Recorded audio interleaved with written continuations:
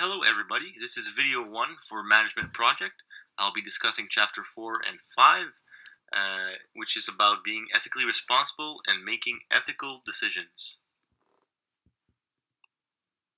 So here is the table of contents.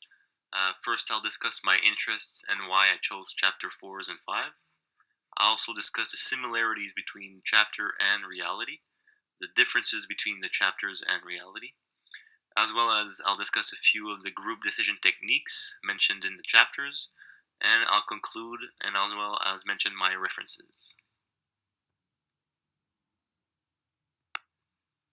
So the reason I chose chapter 4 and 5 is because eventually I'll have my own business, and managing a business also means managing employees, and understanding the situation between each employee, how they think, how they make decisions, making sure they act ethically, and also myself being a manager need to be ethically responsible uh, as a business owner.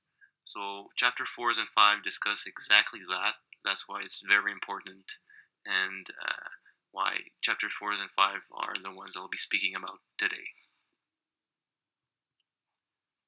So first off, I'd like to talk about making ethical decisions at work.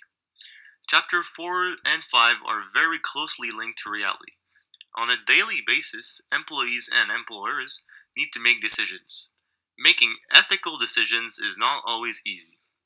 One must analyze and observe the consequences and effects of each decision, and must weigh the balance between right and wrong. It won't always be perfect. A lot of the time, making decisions will create consequences, and not all parties will benefit. But weighing them and seeing that there's more positive than negative will ensure that each decision is well made. Being ethically responsible is also part of making ethical decisions. Being ethically responsible is an ethical decision an employer and employee must make. Being ethically responsible minimizes the number of problems that will occur in a business, as well as improves general professional behavior at work. Usually, an employer will make sure that every employee is aware of the expectations of behavior at work.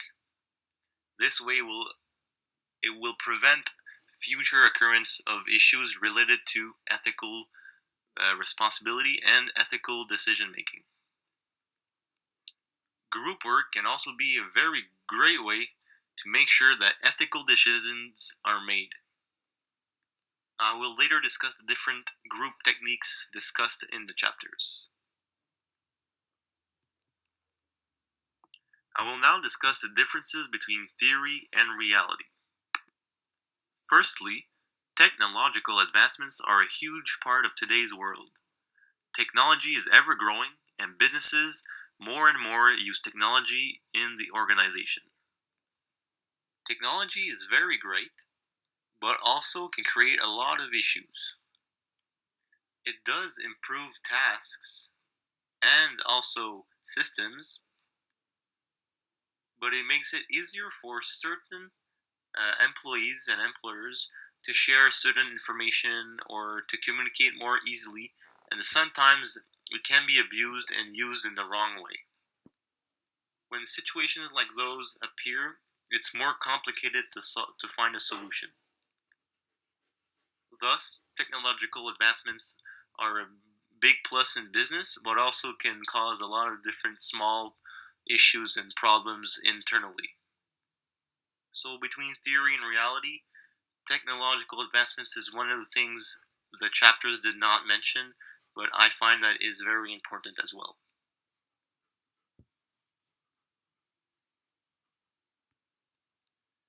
Secondly, in the business environment, unpredictable circumstances and situations always arise.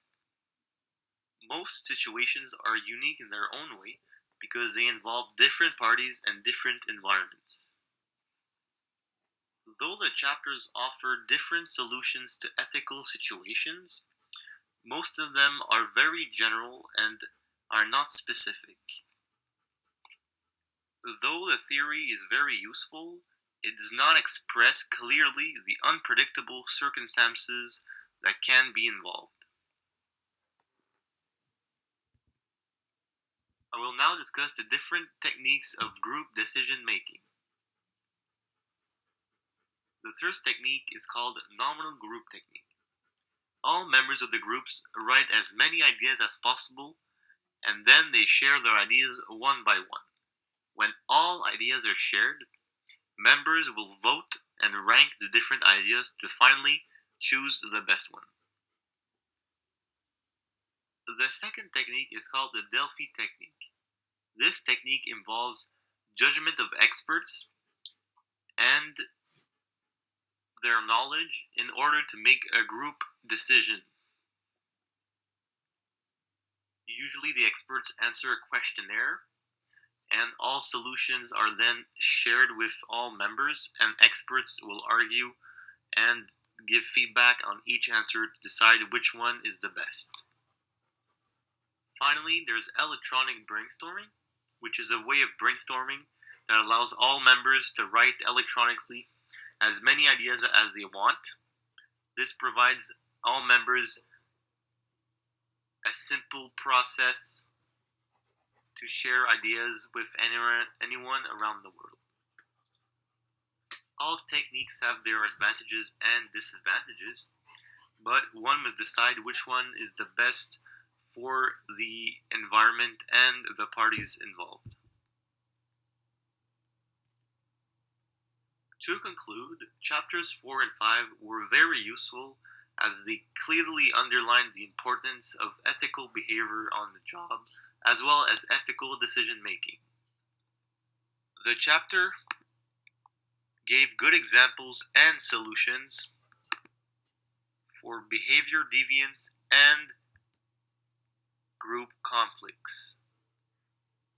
I will certainly use these chapters in the future, or at least the knowledge involved, as it is an important subject to consider in all business environments. Thank you for watching, and here are my references.